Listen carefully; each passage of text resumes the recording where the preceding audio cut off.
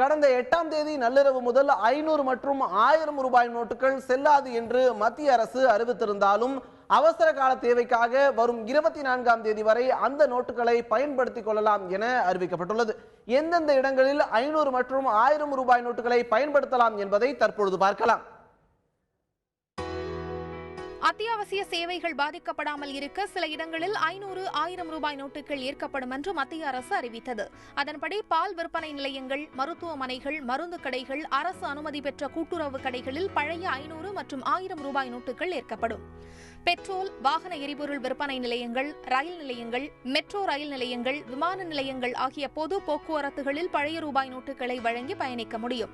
வீடுகளுக்கான மின்சார கட்டணங்கள், BSNL கட்டணங்கள், மாநகராட்சி, நகராட்சி, பேரூராட்சி போன்ற உள்ளாட்சிகளில் செலுத்தும் வரிகளையும், சமையல் எரிவாயு சிலிண்டர் கட்டணங்களையும் பழைய ரூபாய் நோட்டுகளில் செலுத்தலாம்.